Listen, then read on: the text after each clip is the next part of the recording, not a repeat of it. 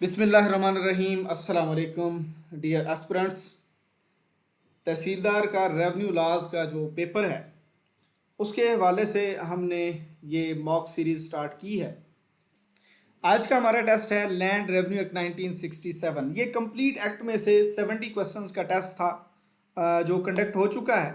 और इन 70 में से हमने कहा था कि 56 मार्क्स लेने ज़रूरी हैं, यानी 80% लेना ज़रूरी है या इससे अबव। तो कुछ लोगों ने 80% और अबव लिए भी हैं। देखिए, हमारी कोशिश है कि आप मैक्सिमम नंबर लें। हमने ये वाला टेस्ट आप जब देखेंगे तो एक एक क्वेश्चन किस तरह से दो दो तीन तीन चार चार क्वेश्चंस को कनेक्ट करके या तीन तीन चार चार सेक्शंस का कंसेप्ट कनेक्ट करके जिस तरह से बनाया गया है, इंशाल्लाह आप ये 1 to 70 क्वेश्चन अगर आप मेरे साथ साथ चलेंगे तो कोशिश करनी है कि आप जब मैं स्टेटमेंट पढ़ रहा हूँगा तो आपने कमेंट में उसका जवाब लाजमी लिख देना। ये आपकी ऑनेस्टी है, आपकी ईमानदारी है। उसके बाद साथ साथ जवाब तो मैंने बताते जाना है और आपने अपना रिजल्ट भी देख लेना है। लेकिन आप अपनी असेसमेंट के लिए एक बार चेक करिए कि क्या आपको लैंड रेवेन्यू एक्ट 1967 आता है या नहीं आता। उसके लिए यही एक एक्सपेरिमेंट है कि आपने चैट बॉक्स साथ साथ ओपन करके रखना है, कमेंट बॉक्स। जो स्टेटमेंट मैं पढ़ूंगा साथ साथ आपने उसका जवाब खुद ही ऑनेस्टली पहले दे देना है। बाद में जो आपको समझ आए वो भी बताना है और एंड पर ये भी आपने बताना है, याद रखना है। सारी वीडियो के बाद घंटा पूरा मैंने ये काम करना है, आपको सारी चीज़ें समझानी है कि आपको कौन कौन सी नई चीज़ मिली है या कौन कौन से क्वेश्चंस आपको बहुत ही इन डेप्थ कॉन्सेप्ट वाले मिले हैं। यानी एक एक क्वेश्चन में मेरी कोशिश होगी कि मैं एक से ज़्यादा कंसेप्ट आपको दे के जाऊँ। ये 70 क्वेश्चन में मैं इंशाल्लाह कम से कम 200 कंसेप्ट या 200 क्वेश्चन का डाटा आपके साथ शेयर करके जाऊंगा। तो चलें जी, स्टार्ट करते हैं। क्वेश्चन नंबर 1 बहुत ही इंपॉर्टेंट है। इसके अंदर 4 क्वेश्चंस हैं। आपने देखा होगा कि असेंबली से ये एक्ट पास कब हुआ, फिर गवर्नर ने अप्रूव कब किया, फिर पब्लिश कब हुआ, फिर एनफोर्स कब हुआ। ठीक है, ये 4 डेट्स हैं एक्चुअल में। असेंबली से ये पास होता है 4 नवंबर को और गवर्नर साहब इसको अप्रूव करते हैं 29 नवंबर को 1967। पब्लिश होता है 7 दिसंबर को। ठीक है, और जो इन्फोर्समेंट डेट है वो मैंने दी नहीं थी, वो है 1 जनवरी 1968। तो ये 4 डेट्स आपने लैंड रेवेन्यू एक्ट 1967 के हवाले से याद रखनी है। Question number 2, what is a tenant. Tenant कहते हैं हमारे यहाँ देहातों में तो इस चीज़ का ज़्यादा रवाज और लोगों को पता भी होता है कि कुछ मज़ारे होते हैं। मज़ारे कहते हैं जो ज़रात के ऊपर जो किसान लोग होते हैं, जिनको हम जो लोग फार्मिंग करते हैं, एक्चुअल में प्रैक्टिकली जो किसान वहाँ पे वर्कर जो होते हैं वो 2 तरह के हो सकते हैं। बुनियादी तौर पर हम समझते हैं कि कुछ लोग अपनी ज़मीन खुद काश्त कर रहे होते हैं और अगर वो किसी और की ज़मीन ठेके पर, हम ये ठेके का लफ्ज़ यूज़ करते हैं, इसको हम कहते हैं कोई रेंट वगैरह। ठीक है, टेनेंट कौन हो सकता है? ऐसा पर्सन, इनमें से ऐसा पर्सन जो किसी और पर्सन के अंडर ज़मीन रखता है एंड पेज रेंट, उसको हम टेनेंट कहते हैं। टेनेंट कौन होता है? जो किसी की ज़मीन काश्त करता है और उसके एवज़ उस ज़मीन को इस्तेमाल करने के एवज़ उसको पे करता है, पेमेंट देता है। ठीक है, रेंट देता है। अब rent in the form of crops भी हो सकता है, यानी प्रोड्यूस, जो वहाँ पे फसलें होती हैं उसका भी कुछ हिस्सा, कुछ लोग 8वें हिस्से पे काश्त कर रहे होते हैं, कुछ का कोई हिस्सा होता है।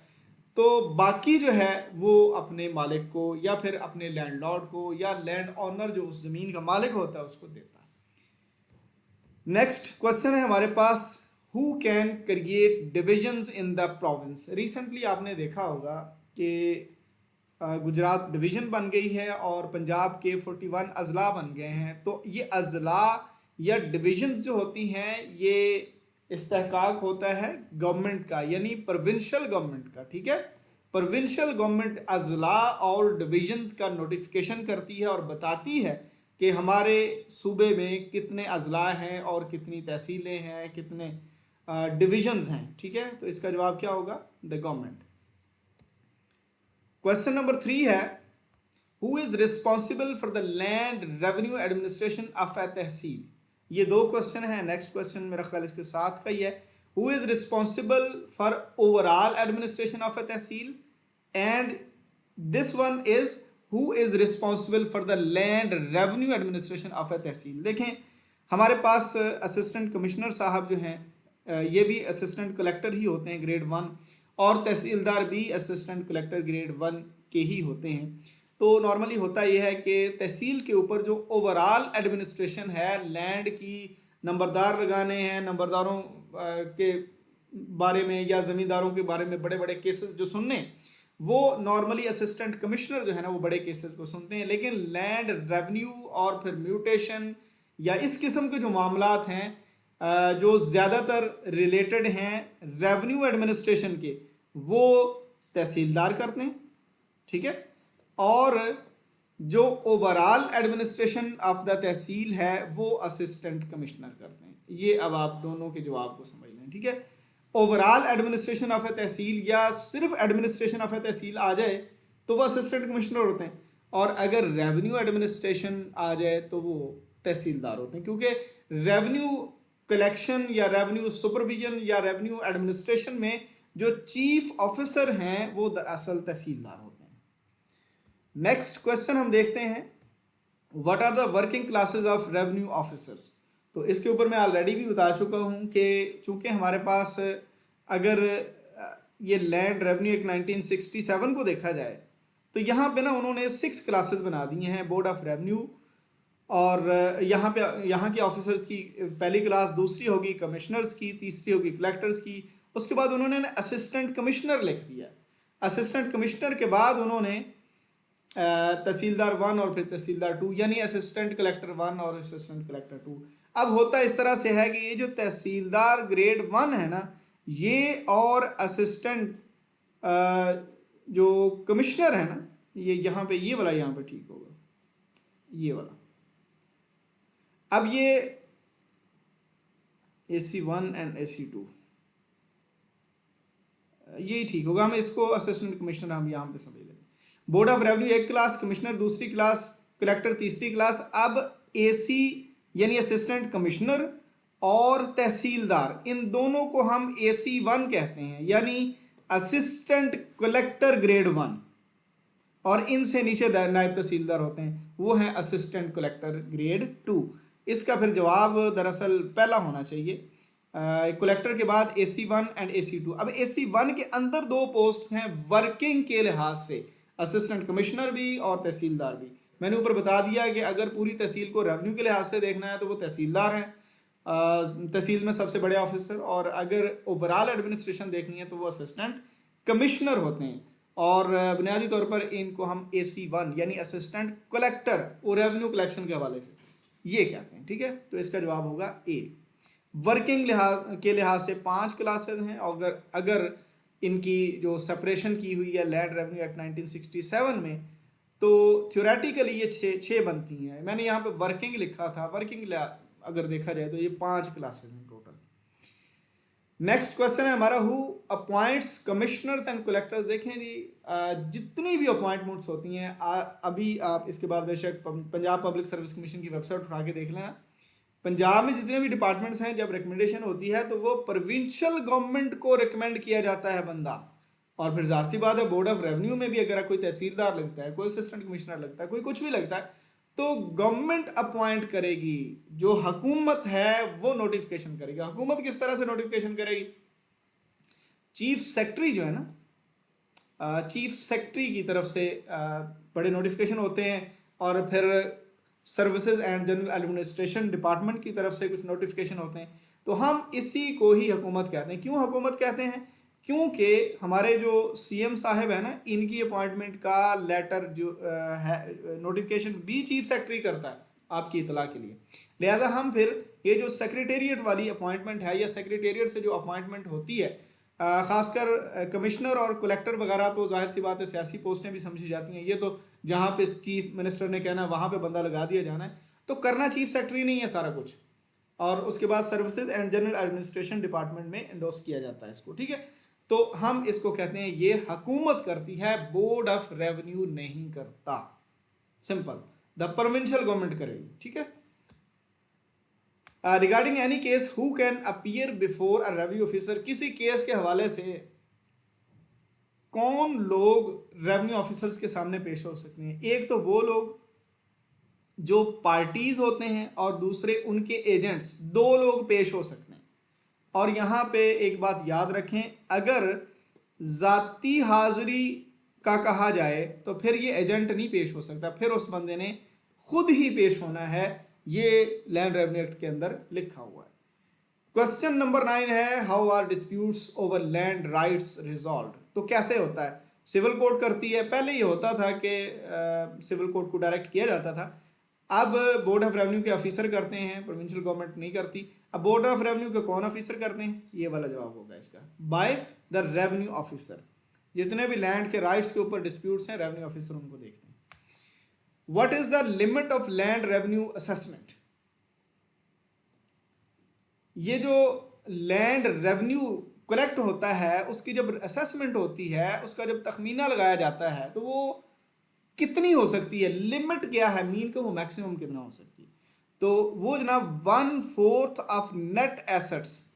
नेट एसेट क्या होते हैं, जो आपने टोटल जैसे हम कहते हैं कि आपकी जो फसल हुई है और कितनी अमाउंट की हुई है माइनस आपका खर्चा, ये जो बाकी है इसको हम कहते हैं नेट एसेट्स, ठीक है। नेट एसेट्स का 25% मैक्सिमम अगर हो, इतना हो सकता है लैंड रेवेन्यू, यानी इतनी असेसमेंट उसकी लिखी जा सकती है, इससे ज़्यादा नहीं हो सकती। यानी हम इसमें सी ऑप्शन को करेक्ट करेंगे। ये क्या है, it can not exceed 1/2 of the net assets, ठीक है। नेक्स्ट है हमारे पास, who determines the assessment. Assessment को डिटरमन कौन करता है। असेसमेंट को का प्रोसीजर ये होता है कि जो हमारे आरओज होते हैं ना, ये एक प्रपोजल बनाते हैं। याद रखिए, मैंने आपको पूरा लैंड रेवेन्यू एक्ट एक बार रिवाइज भी करवा देना है, जितने क्वेश्चन हैं इनके रिलेटेड चीज़ें मैं करवा दूंगा। वो प्रपोजल जाती है बोर्ड ऑफ रेवेन्यू को, बोर्ड ऑफ रेवेन्यू उसको पास करता है और फिर ये आरओज जो है ना उसको अनाउंस करते हैं, ठीक है। समझ आ गई बात। तो डिटरमन फिर किसने की, जब प्रपोजल इसने बनाई है तो फिर डिटरमिन भी तो इसने की ना। प्रपोजल बनने से पहले डिटर्मिनेशन होती है, तो कौन कर रहा है फिर, the revenue officer. Question number 12 है, an assistant collector grade 1 can exercise his power in the whole, क्या, कौन से उसके जुरिस्डिक्शन क्या है, but are low ranked officers are bound to their local limits. ये सवाल ये है कि जो AC1 होता है या इससे हायर के जितने भी लोग हैं, नॉर्मली तो AC1 की बात हो रही, AC1 जो है वो उसकी जो पावर्स की जुरिस्डिक्शन क्या है, और उससे नीचे वालों का तो उसने बता दिया कि वो अपनी लोकल लिमिट्स के अंदर, यानी तहसीलदार ग्रेड 2 अगर है तो वो अपने एरिया के अंदर जो है ना अपने केसेस को सुन सकता है या विजिट कर सकता है जो भी।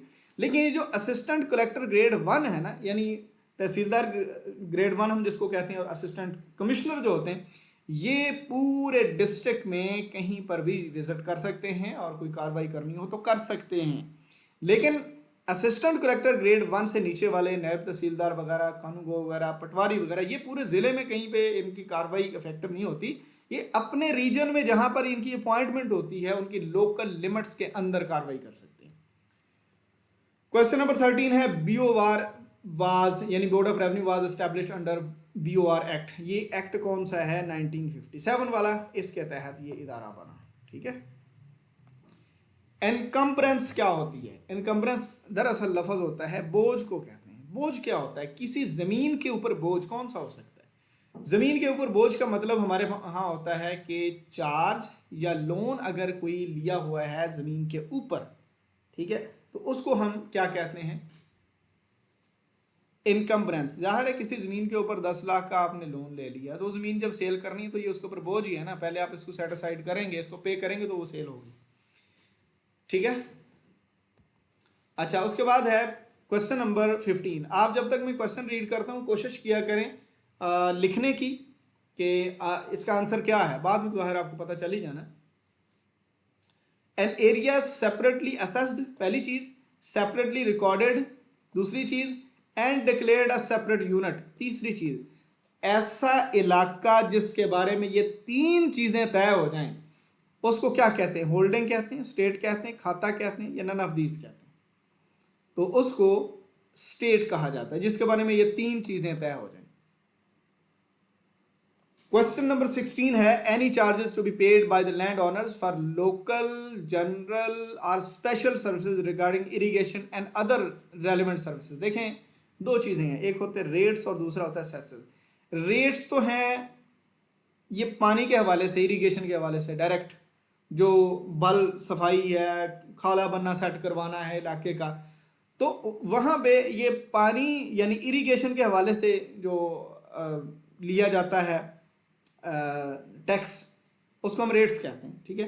दूसरा है सेस, सेस है 5%। ये होता है दरअसल विलेज ऑफिसर्स और बाकी जो वहाँ पे सपोर्ट करते हैं लैंड रेवेन्यू कलेक्शन में या बाकी मैटर्स में, उनके दरमियान डिस्ट्रीब्यूट होता है। जो सरकारी मुलाजम नहीं होते, प्राइवेट मुलाजम जो होते हैं, यानी पटवारी वगैरह कानूनगो के अलावा वहाँ पे जो रेवेन्यू ऑफिस विलेज ऑफिसर्स होते हैं, उनके लिए ये 5% उनके उनमें डिस्ट्रीब्यूट करने के लिए होता है। इसको हम पचौतरा भी कहते हैं, 5%। 17 नंबर है क्वेश्चन हमारा 17।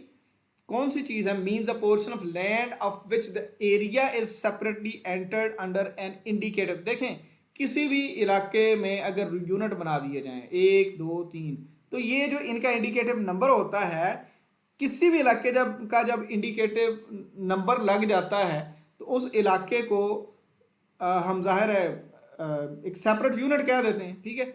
तो ये उसको हम खसरा या खसरा नंबर कह सकते हैं, ठीक है।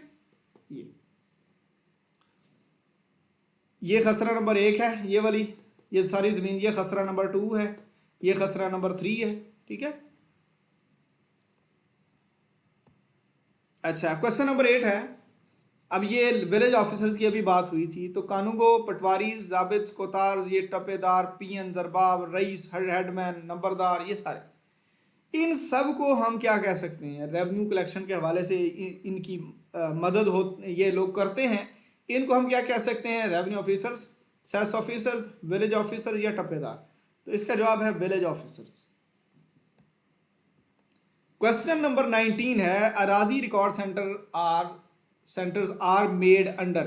तो ये जो अराजी रिकॉर्ड सेंटर है, ये कंप्यूटराइज करने के लिए ना रिकॉर्ड को, ये लैंड रिकॉर्ड अथॉरिटी बनाई थी ना, ठीक है। तो उस दौर में ये कंप्यूटराइज करना था रिकॉर्ड को, लैंड रेवेन्यू का रिकॉर्ड जो है, लैंड रिकॉर्ड दरअसल, तो वो Punjab land record authority act 2017 के तहत ये बनाए गए हैं, ठीक है। क्वेश्चन नंबर 20 क्या है कि हु इज AC1। ये मैं पहले भी बता चुका हूं कि AC1 जो है ना, वो असिस्टेंट कमिश्नर, तहसीलदार, या दोनों, या कोई भी नहीं हो सकता। तो हमारे पास तहसीलदार ग्रेड 1 और असिस्टेंट कमिश्नर दोनों को हम AC1 कहते हैं। क्वेश्चन नंबर 21 है कि means any erection whether of earth, stone और अदर मटेरियल, कोई खाला बनना, अनप्लव्ड एरिया, कोई रिज, कोई स्ट्रिप, जो लैंड्स के दरमियान में लगाई जाती है, रखी जाती है कि ये इधर बशीर की ज़मीन है, इधर जमाल की है, तो इसको हम क्या कहते हैं? दरमियान में जो खाला बनना है, इसको हम क्या कह सकते हैं? सर्वे मार्क होता है, सेपरेटर होता है, बाउंड्री मार्क होता है, या डिवाइडर होता है? तो जनाब वाला इसका जवाब है बाउंड्री मार्क। ये जो सर्वे मार्क है, ये वफाकी हुकूमत लगाती है, और ये लैंड के बड़े यूनिट्स जो होते हैं उन पे लगती है।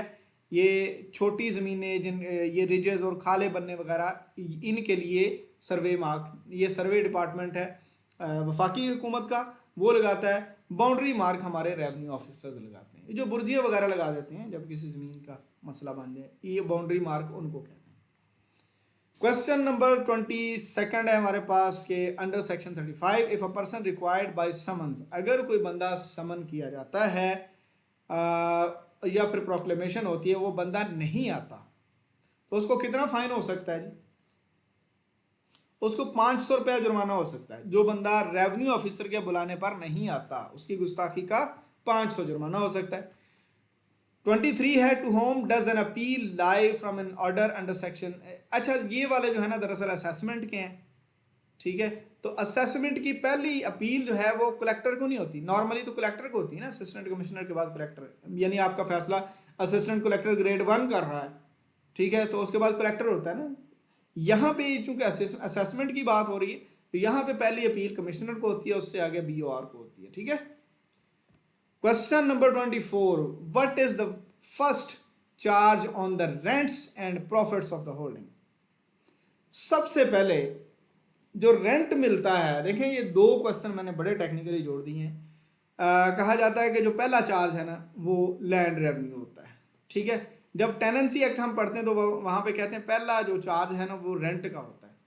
अब दो चीज़ें, अगर तो मालिक है तो डायरेक्ट वो लैंड रेवेन्यू देगा सबसे पहले ज़मीन की फसल जब उठाएगा, और अगर वो टेनेंट है तो सबसे पहले वो रेंट देगा, और जो लैंड लॉर्ड है या मालिक है, लैंड ओनर है, वो सबसे पहले फिर रेंट देंगे। यानी मैंने दोनों चीज़ें इकट्ठी कर दी हैं। What is the first charge on the rents and profits, ये रेंट और प्रॉफिट दोनों चीज़ें मैंने लिख दी हैं। इनके ऊपर सबसे पहला चार्ज किसका होता है?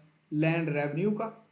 ये विलेज ऑफिसर सेस वगैरह ये बाद की चीज़ें हैं सारी, ठीक है। कोर्ट फीस तो खैर केस के रिलेटेड होगी, नॉर्मली होती नहीं है, इस तरह थोड़ी होती है, और असेसमेंट की इस तरह से फीस कोई नहीं है। तो विलेज ऑफिसर सेस बाद में होता है, पहले लैंड रेवेन्यू होता है।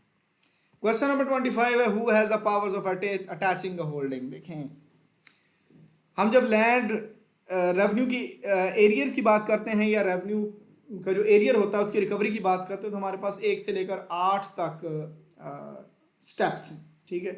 1 से लेकर 8 तक स्टेप्स कौन से हैं? पहले हम नोटिस भेजते हैं, ठीक है। नोटिस भेज दें, 20 दिन तक बंदा नहीं आता तो अरेस्ट करवा देते हैं, ठीक है। अरेस्ट करवा दिया, अरेस्ट करवाने से भी बात नहीं बनी, बंदे ने पैसे नहीं दिए, आपका लैंड रेवेन्यू नहीं दिया, तो फिर जनाब हम उसकी लैंड किसी और के नाम ट्रांसफ़र करते हैं, ठीक है, कुछ अरसे के लिए। ये अरसे बाद में आपको एक और सवाल आ जाएगा। नई बात बनती तो हम सरकारी तौर पे कलेक्टर साहब उसकी ज़मीन को अटैच कर लेते हैं। ये वाला है अटैच करना।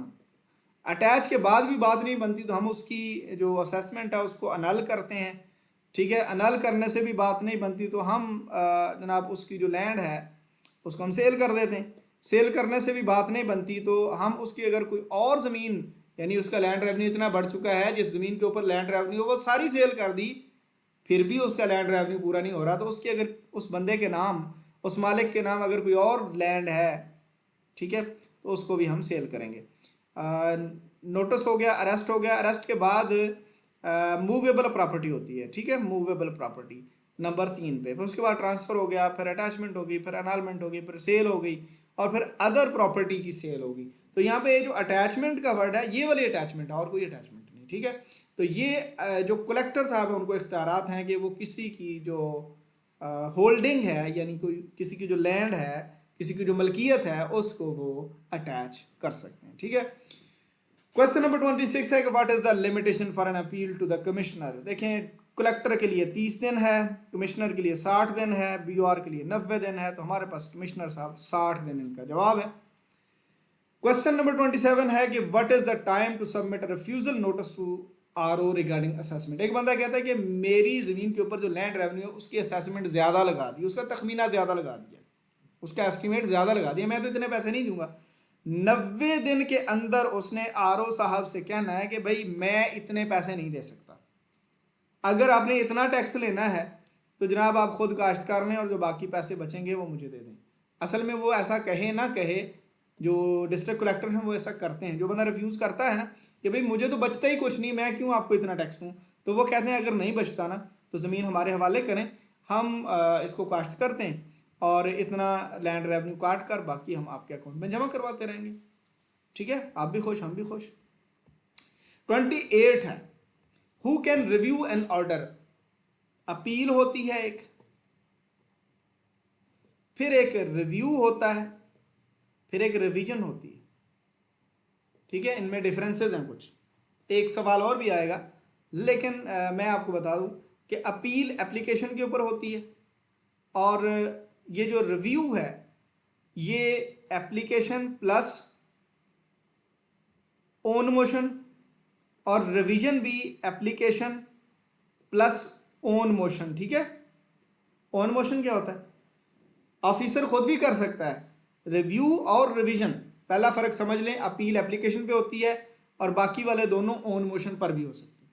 ठीक है, अपील 30 दिन में पहली बार हमने करनी है और ये जो रिव्यू और रिवीजन है इनके लिए 90 डेज़ का टाइम होता है। ठीक है, और अपील हायर अथॉरिटी को होती है, रिवीजन भी हायर अथॉरिटी करती है, रिव्यू सेम ऑफिसर करता है या उसके बाद आने वाला उस सीट का ऑफिसर।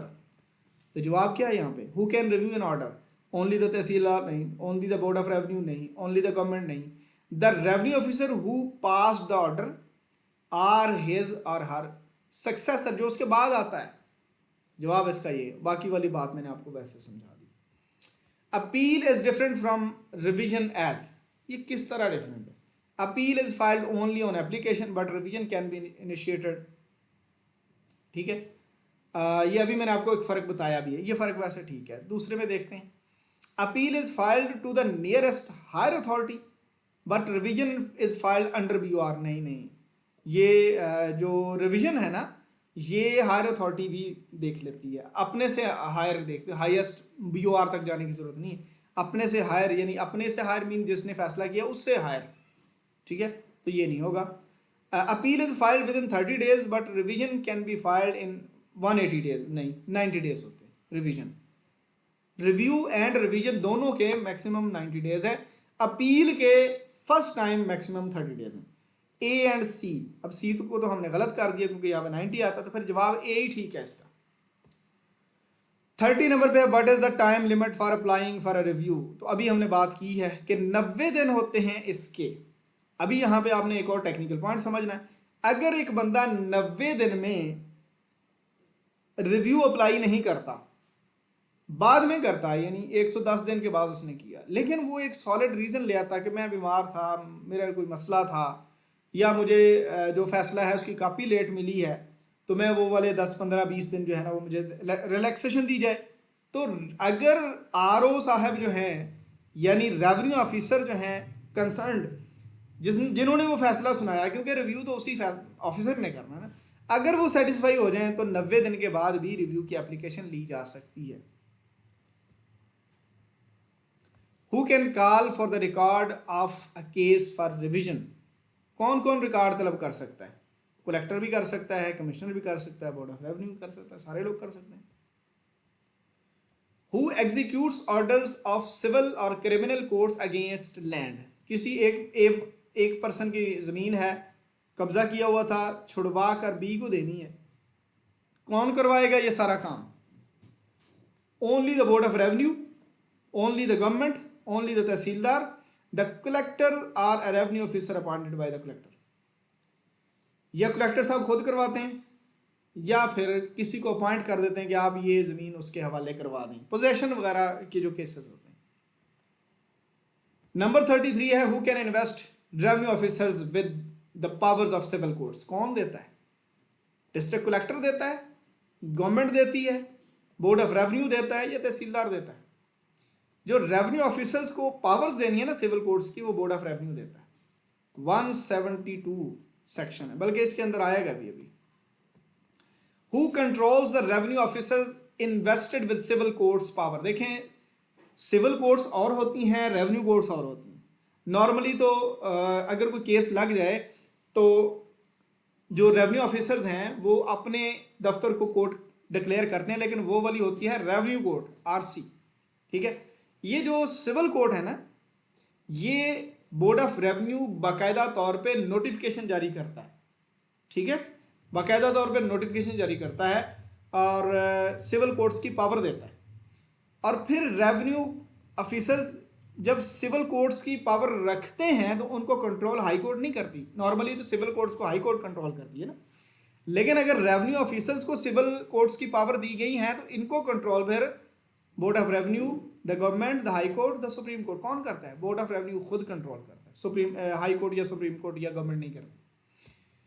क्वेश्चन नंबर 35 है, what is the penalty for encroachment on village records और कॉमन प्लेसेस। किसी कॉमन प्लेस, किसी गली मोहल्ले में, किसी तालाब की जगह पे, ये गांव मोहल्लों में ये होता है, अगर किसी ने कब्जा कर लिया तो कितना जुर्माना होता है? 500 जी। तो सही है, फिर लोग बैठे रहते हैं, जुर्माना जो थोड़ा है। 36 है, what does the finality of orders mean under the act, यानी ये वाला एक्ट, लैंड रेवेन्यू एक्ट 1967 के तहत जो फाइनलिटी ऑफ ऑर्डर्स है उसका मतलब क्या है? फाइनलिटी ऑफ ऑर्डर्स इसका मतलब क्या है? नॉर्मली तो होता यह है कि फाइनल जहां पे वर्ड आ जाए उससे आगे कोई अपील नहीं होती, लेकिन BOR बादशाह है, apparently no appeal lies but BOR can modify or reverse the final decision। BOR के पास फिर भी पावर होती है, तो अगर तो नो अपील लाइज यहां तक आ जाए, ठीक है, तो ये ठीक होगा, यानी ये ऊपर वाला पहला ठीक था। अब चूंकि मैंने एक प्रोविजन भी डाल दी है कि जहां फाइनलिटी आ गई, लेकिन BOR चाहे तो फिर भी कर सकता है, वो बादशाह है जी, ठीक है, तो फिर आपने इसको लगाना, ठीक है। 37 क्या है, who can make rules under this act, कौन बनाएगा ये जो लैंड रेवेन्यू रूल्स हैं 1968 वाले, किसने बनाए हैं? बोर्ड ऑफ रेवेन्यू ने बनाए हैं, गवर्नमेंट ने बनाए हैं, डिस्ट्रिक्ट कलेक्टर बना के बैठा है, या तहसीलदार ने बनाए हैं? बोर्ड ऑफ रेवेन्यू बनाता है रूल्स। 38 क्या है, what is the time limit for deciding partition case, बड़ा टेक्निकल क्वेश्चन है। अगर तो पार्टीशन सिंपल डिसाइड करनी है तो 30 डेज, 60 डेज, 90 डेज या 180? इसका जवाब है 180। और अगर पार्टीशन डिसाइड करते करते एंटाइटलमेंट का भी जो है वो क्वेश्चन अराइज हो गया है, तो फिर इसको 180 दिन और मिल जाएंगे, ठीक है। 180 प्लस 180 पे 360 हो जाएगा, ये एक साल के अंदर फिर इसने डिसाइड करना, 360 डेज हो जाएगा। क्वेश्चन नंबर 39 है, who can refer a dispute to arbitration. बड़ी सादा बात, एक पार्टी ए है, दूसरी बी है, इधर रेवेन्यू ऑफिसर केस सुन रहे हैं, इनमें से कोई एक पार्टी कहती है कि मैं इस रेवेन्यू ऑफिसर के ऊपर एतमाद नहीं करता, तो रेवेन्यू ऑफिसर कहते हैं तो ठीक है, फिर आप अपने सालिस ले आए, ये अपने सालिस ले आए, एक सालिस मेरी तरफ से हो जाएगा, मैक्सिमम 2 सालिस, मैक्सिमम 2 इधर से, रेवेन्यू ऑफिसर की तरफ से 1, टोटल कितने हो गए? 5 मैक्सिमम सालिस हो गए। और अब ये जब ये बंदा कोई कहता है कि मुझे रेवेन्यू ऑफिसर पर एतमाद नहीं है, तो वो जो नोटिफिकेशन करना होता है आर्बिट्रेशन का, या रेफर करना होता है आर्बिट्रेशन की तरफ मामला, वो रेवेन्यू ऑफिसर खुद करता है। अब यहाँ पे एक और टेक्निकल पॉइंट है, अगर तो वो जनाब AC1 है या इससे हायर हैं, तो वो इन पार्टीज की इजाज़त के बगैर ही आर्बिट्रेशन को मामला भेज सकते हैं। और अगर AC1 से नीचे हैं, कोई नायब तहसीलदार है, ठीक है, AC1 से नीचे रैंक का कोई ऑफिसर है, वो परमिशन लेगा, AC रैंक से ऊपर वाला डायरेक्ट भेज देगा। दोबारा देख लें, अगर टंग स्लिप वगैरह हुई है, मैं दोबारा इसको रिपीट कर देता हूँ। अगर AC1 या इससे हायर का कोई ऑफिसर है, तो पार्टीज की इजाज़त के बगैर मामला रेफर कर सकता है आर्बिट्रेशन को, और अगर AC1 से नीचे का कोई ऑफिसर है, तो इन दोनों पार्टीज की इजाज़त से या परमिशन से या इनको एतमाद में लेकर भेज सकता है, ठीक है। बाकी मैंने आपको आर्बिट्रेशन बता दिया, मिनिमम एक आर्बिट्रेटर हो सकता है तीनों तरफ से, मैक्सिमम पार्टीज से 2-2 और रेवेन्यू ऑफिसर से 1, ये जनरल बात है। तो यहाँ पे जवाब क्या आना चाहिए? रेवेन्यू ऑफिसर भेजता है। 40 नंबर है, the maximum number of arbitrators of a case, तो मैंने अभी बात की है 5 और मिनिमम 3 होते हैं। The decision of arbitrator is called, उसको डिसीजन पेपर कहते हैं, इंस्ट्रूमेंट ऑफ डिसीजन कहते हैं, अवार्ड कहते हैं, या नोटिस कहते हैं। ये जो आर्बिट्रेटर्स ने, सालिसों ने जो फैसला करना है, उसको हम अवार्ड कहते हैं। इस अवार्ड के ऊपर रेवेन्यू ऑफिसर दोबारा से फिर हीयरिंग कर सकते हैं, पार्टीज को सुन सकते हैं, अगर किसी का एतराज़ है तो बता दें, अगर किसी का कोई एतराज़ नहीं है तो फिर उसको फाइनल डिसीजन जो है वो करार दे दिया जाएगा, और उस फाइनल डिसीजन का नोटिफिकेशन रेवेन्यू ऑफिसर करेगा। एज इट इज अवार्ड कोई फैसला नहीं होता। 42 में क्या है, what is the time allowed to a party for nomination of arbitrators. Arbitrator जो है ना वो 1 मंथ में देने होते हैं, 1 वीक में देने होते हैं, या 2 वीक्स में, या 3 डेज में। 1 वीक टाइम होता है आर्बिट्रेटर्स का। अभी एक टेक्निकल पॉइंट और आ गया कि हमने तो अभी कहा कि एक पार्टी जो है वह 1 से 2 दे सकती है, दूसरी पार्टी भी 1 से 2, यानी फिर बराबर तादाद में होंगे। अगर 1 देना तो दूसरे ने भी 1 देना, अगर एक ने 2 दिए दूसरे ने भी 2 ही देने, तो आरओ की तरफ से 1 हो गया। अगर कोई बंदा नॉमिनेट नहीं करता, बिलफर्ज इसने कर दिया और ये आर्बिट्रेशन पर तो मान गया था बंदा बी, लेकिन अब इसको आर्बिट्रेटर नहीं मिल रहे, तो वहां पे फिर आर्बिट्रेटर आरओ अपनी तरफ से पूरे कर देगा, यानी 1 तो इसने देना ही देना, 2 बाकी भी दे देगा। अगर कोई आर्बिट्रेटर फैसले के दौरान फौत हो जाता है, बीमार हो जाता है, तो उस सूरत में भी जो आरओ यानी रेवेन्यू ऑफिसर है वही अपॉइंट करेगा। पार्टीज के लिए 1 वीक टाइम होता है। 4-5 क्वेश्चन मैंने यहाँ पे डिस्कस कर दिए। नंबर 43 है exclusion of jurisdiction of civil courts in matters within the jurisdiction of revenue officers is given in the section. भाई रेवेन्यू कोर्ट्स का मामला ये है और सिविल कोर्ट्स का ये है, ये लकीर लगाई गई है, ये वाले मैटर्स इधर सॉल्व नहीं होंगे और ये वाले इधर सॉल्व नहीं होंगे, ठीक है। ये वाली जो लाइन है ये किस सेक्शन में लगाई गई है? एक्सक्लूड कर दिया गया है ना सिविल कोर्ट्स को, भाई सिविल कोर्ट रेवेन्यू के मैटर नहीं देखेगी बस, ठीक है। तो ये 71 में है, 171 में, 172 या 172 to 3, ये है 172 में, और इससे अगला सेक्शन बड़ा इंपॉर्टेंट है 173। अच्छा 44 में क्या है? Powers to invest officers making records of right और जनरल असेसमेंट्स। अब सिविल कोर्ट्स की पावर मिलने लगी है रिकॉर्ड्स ऑफ राइट में। अब ये सिविल केसेस जितने भी हैं, अब जाहिर सी बात है जब इनको पावर मिल जाती है तो रेवेन्यू ऑफिसर खुद ही सिविल कोर्ट अपनी बना सकते हैं ना। तो ये किस सेक्शन में है? ये इंपॉर्टेंट सेक्शंस हैं दोनों ही, इसलिए मैंने ये 71 है, 173 है, 172 और 4 है, या फिर 172 और 3 है, 2 to 3 है। तो इसका जवाब 173 है, यानी एक्सक्लूजन ऑफ पावर 172 में और सिविल कोर्ट्स की पावर इन्वेस्टमेंट जो है वो 173 में है। 45 में है कि how many steps of recovery arrears are given in land revenue 1967। तो ये टोटल 8 स्टेप्स हैं, अभी मैंने पहले आपको बताए भी हैं, एक बार फिर मैं रिपीट कर देता हूँ। नोटिस दिया जाता है, ठीक है, नोटिस के बाद अरेस्ट किया जाता है, अरेस्ट के बाद मूवेबल प्रॉपर्टी को उठाया जाता है, इसके बाद उसकी लैंड को ट्रांसफ़र किया जाता है किसी और बंदे के नाम, उसके बाद उसकी लैंड को अटैच किया जाता है, ठीक है, उसके बाद उसकी असेसमेंट को अनल किया जाता है, ठीक है, अनलमेंट के बाद उसकी होल्डिंग को सेल किया जाता है।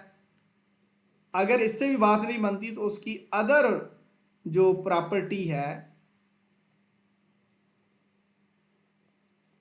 उसकी सेल पर बात आ जाती है। तो काउंट कर लेते हैं, 1 2 3 4 5 6 7 और 8, ये टोटल 8 स्टेप्स हैं एरियर्स की रिकवरी के।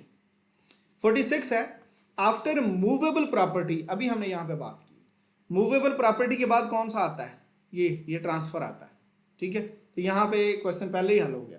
After movable property attachment regarding arrears recovery the next options come, next option comes, कौन सा? अटैचमेंट आती है, ट्रांसफर आती है, सेल आती है, सेल ऑफ कैटल आती है।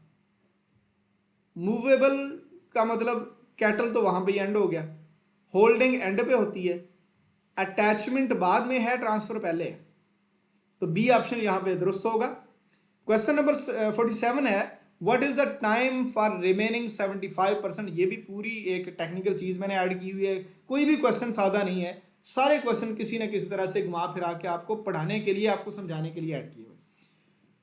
तो कितना जब सेल होती है तो ऑन द स्पॉट 25% बयाना दिया जाता है, एडवांस जिसको हम कहते हैं। बाकी जो 75% है in case of immovable property.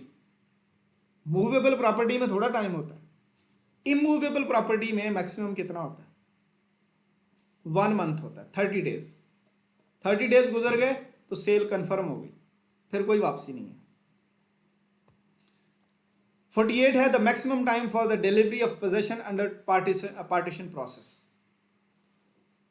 पहले हमने डिसीजन की बात की है कि जो पार्टीशन का डिसीजन है वो 180 डेज में होगा, और अगर एंटाइटलमेंट का भी केस साथ मिल गया तो 180 डेज और मिल जाएंगे, यानी 360 डेज, नॉर्मली 1 साल हो गया।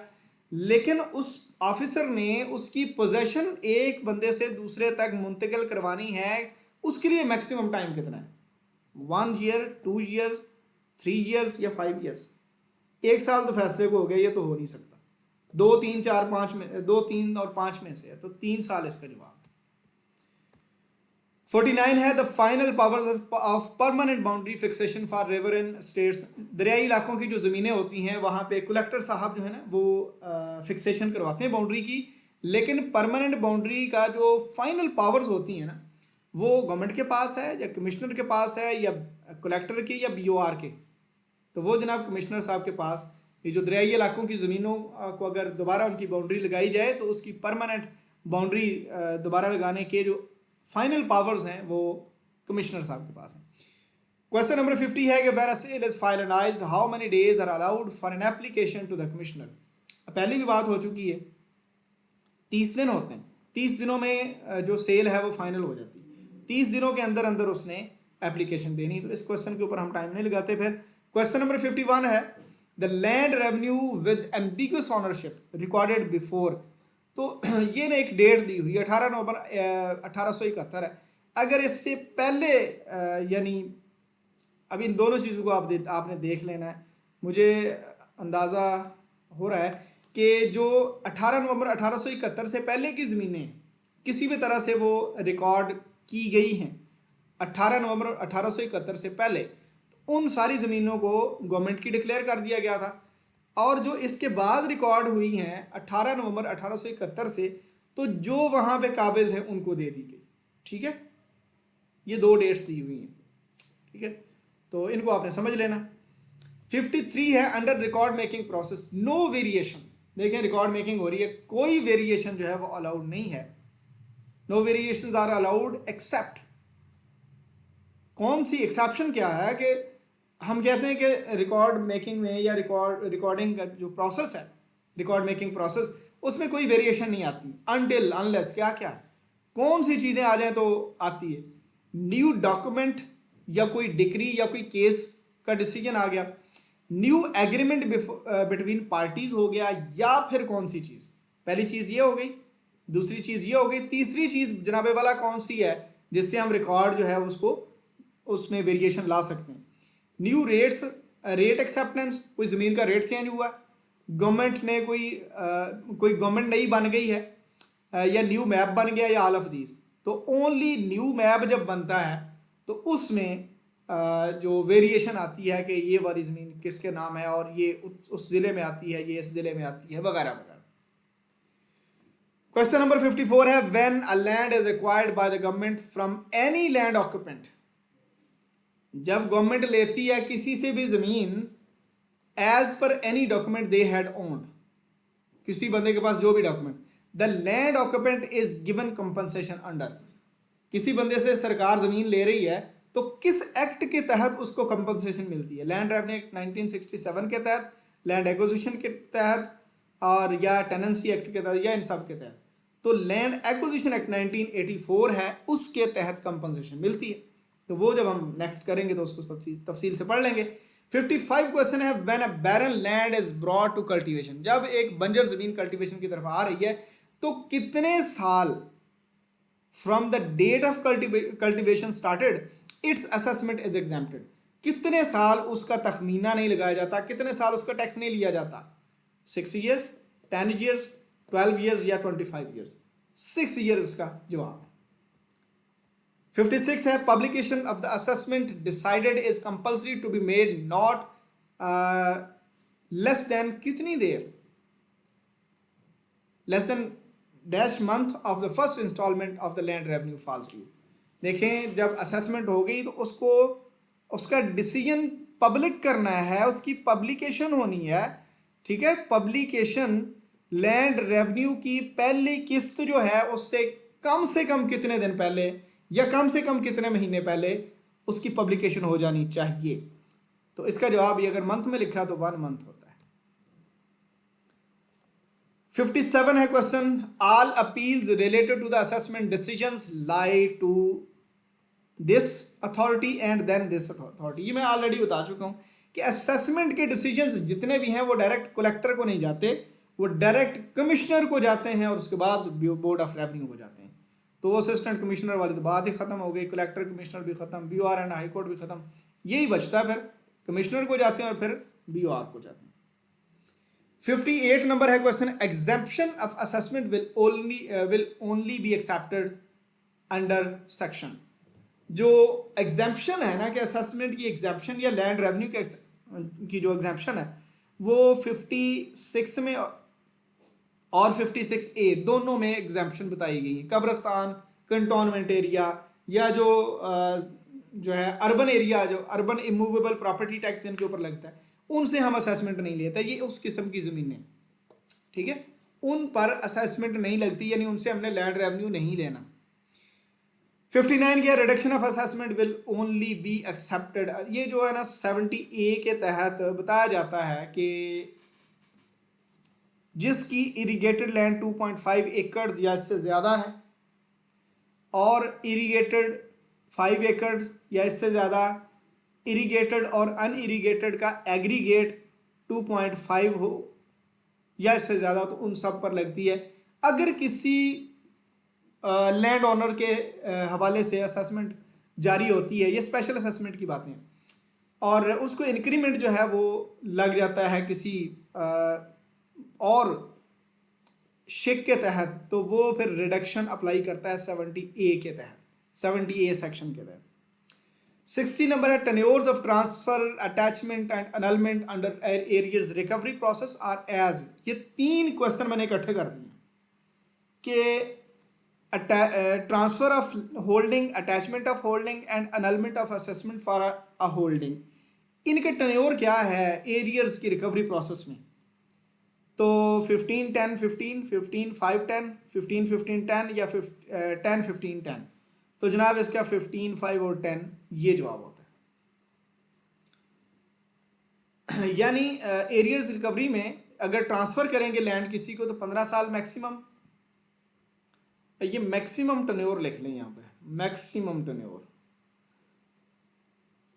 और अगर सरकार उस ज़मीन को अपने दफ्तर से अटैच करेगी तो मैक्सिमम 5 साल तक अटैच रख सकती। अगर उसकी अनलमेंट करके अटैच की जाती है, करनी फिर भी अटैच ही होती, तो वो मैक्सिमम 10 साल। ये वो वाला सवाल है। 61 है कि if any party takes the compensation for land exchange under section 126। ये पता है दरियाई ज़मीनों के बाउंड्रीज, यानी कि अगर किसी की ज़मीन ये है, किसी की ये है और दरिया इस तरह आ रहा है, तो वो कहते हैं इनको ना लंबे रुख जो है वो तकसीम कर दिया जाए ताकि सबकी उतनी की ज़मीन अफेक्ट हो। इस लिहाज से कोई फार्मूला बनाया जाता है। तो वो ज़मीन अगर किसी को इधर के एवज इधर कोई मिल रही है और या इसको कोई इसके एवज इधर ज़मीन कोई छोटा सा टोटा मिल रहा है, तो इसकी जो एक्सचेंज है वो कब होगी? नेक्स्ट 15 मई, ठीक है, नेक्स्ट 15 मई तक होगी, आने वाली 15 मई। ये चूँकि टेनेंसी एक्ट के अंदर मौजूद है, तो ये 15 मई से 15 जून ट्रांसफ़र होती है लैंड। फसलें तब तक उठा ली जाती हैं। ये उस लिहाज से नेक्स्ट 15 मई, जब भी डिसीजन आ जाए उससे अगली आने वाली 15 मई को एक्सचेंज होगी।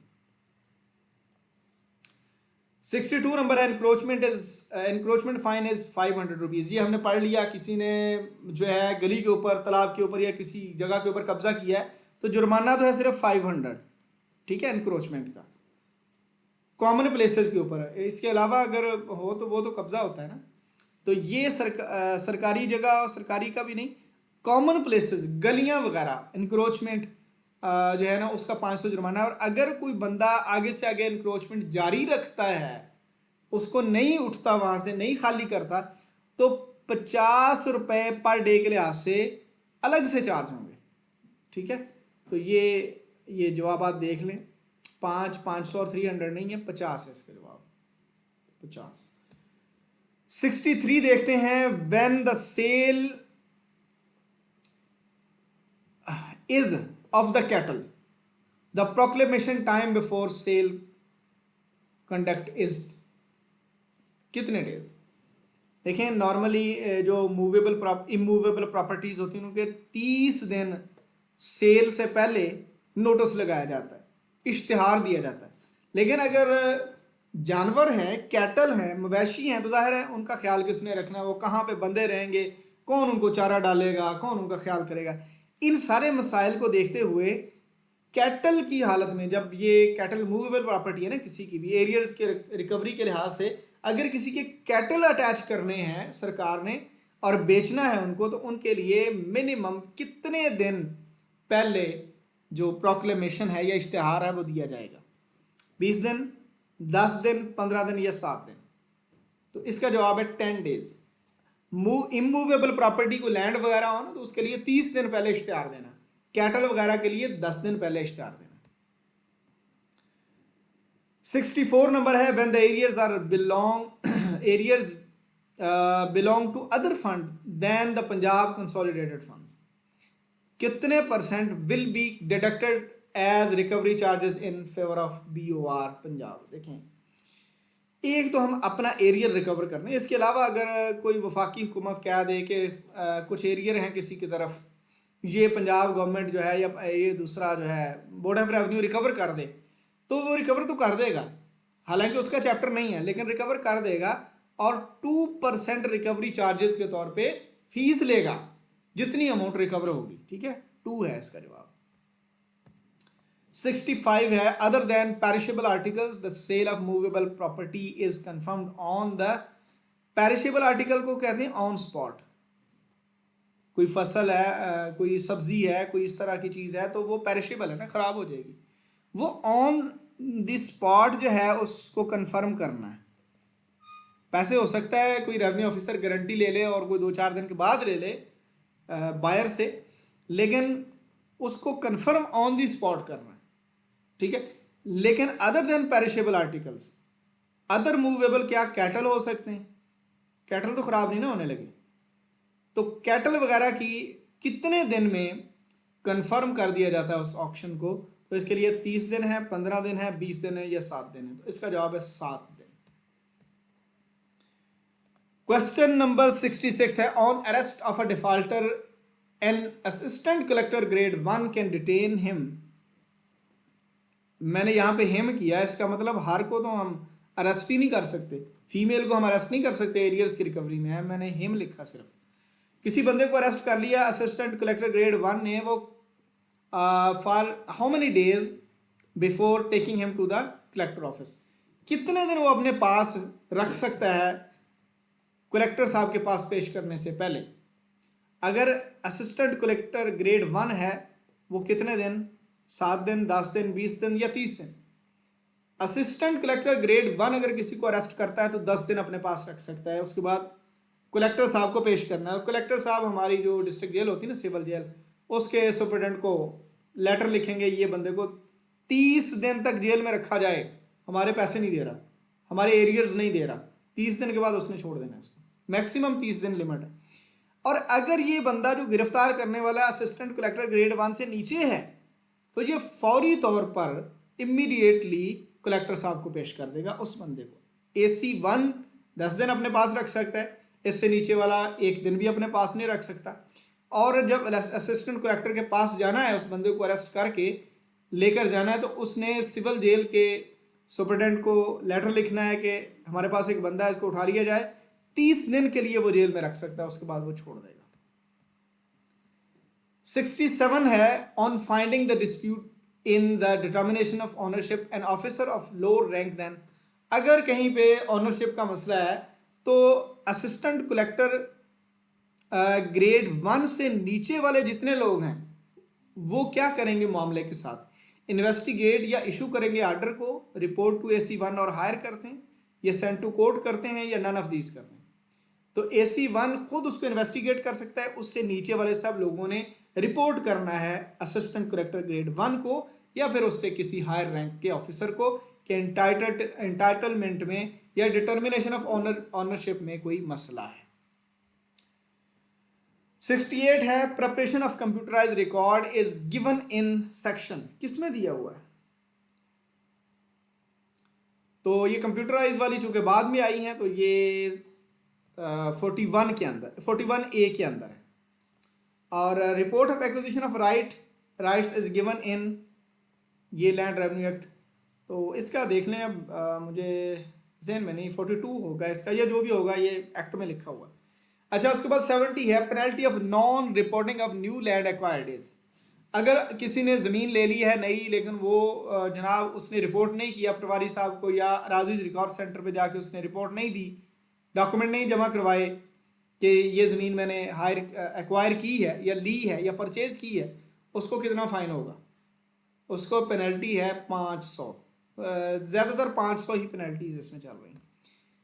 तो ये आज का जो टेस्ट है वो मुकम्मल होता है। उम्मीद है आज के टेस्ट ने एक तो आपकी लैंड रेवेन्यू एक्ट की मुकम्मल तौर पे रिवीजन करवा दी होगी, और रिवीजन के साथ साथ आप लोगों को ये भी आइडिया हो गया होगा कि हमारे जो टेस्ट हैं, यानी ये जो हमने पहला टेस्ट लिया, इसके बाद इंशाल्लाह हम लैंड एक्विजिशन का लेंगे, फिर टेनेंसी एक्ट का लेंगे, और फिर तीनों एक्ट्स का इकट्ठा लेंगे। ठीक है, तो आपको आइडिया हो गया होगा कि किस तरह से 3-3, 4-4 सेक्शंस को जोड़कर और कितनी मेहनत से इस टेस्ट को बनाया जाता है। अब इस तरह की टेस्ट सीरीज़ के बाद भी अगर आपके 80+ ना आए तो फिर बड़े अफसोस की बात है। और अगर आपको यहाँ से हेल्प मिलती है तो चैनल को लाजमी सब्सक्राइब करें, अपने दोस्तों तक लाजमी शेयर करें। हमारी 1100 MCQs की जो बुक है उसको अगर आप उसको आप अगर लेना चाहें तो वो आप हमारे एडमिन से रब्ता करके ले सकते हैं। ये वाला जो टेस्ट है इसमें तकरीबन 90% क्वेश्चन एग्जैक्टली उसी बुक में से उठाए गए हैं। आगे आप उस बुक का आइडिया लगा सकते हैं। और इसके अलावा आपको सपोर्ट दी जाती है कम्युनिटी के अंदर, मॉक्स वहाँ पे फ्री हैं बुक बायर्स के लिए। बाकी सब ओपन जो है ना, ओपन ये पहला ही टेस्ट था, इसके बाद सारे टेस्ट बुक बायर्स के लिए ही होंगे। और हम 80+ तक सबको खींच कर लेकर जाने की पूरी कोशिश करेंगे। बुक अगर आप लेना चाहें तो ले सकते हैं, अगर इसके अलावा आप तैयारी खुद कर सकते हैं तो ये वीडियो पब्लिक है। इसके बाद हम कोशिश करेंगे कि पूल को जो है ना वो लिमिटेड रखा जाए, क्योंकि सारे लोग हमारे लिए तो मोहतरम है, लेकिन हम कोशिश सबसे ज़्यादा उनके लिए करेंगे जो ज़्यादा सीरियस हैं, मीन जो 80+ सीकर्स हैं। अब हम सब के लिए वीडियोस ये वाली तो लगा रहे हैं ताकि सब आपको अंदाज़ा हो जाए कि यहाँ पे कुछ अच्छा हो रहा है। बाकी आपकी मर्ज़ी है, कोशिश करनी है, मुझे और मेरी टीम को दुआ में याद रखना है। आपके लिए ढेरों दुआएं, और चैनल को सब्सक्राइब और अपने दोस्तों के साथ लाजमी शेयर करना है। अपना ख्याल रखना है। अल्लाह ताला आपका हामी नासिर हो।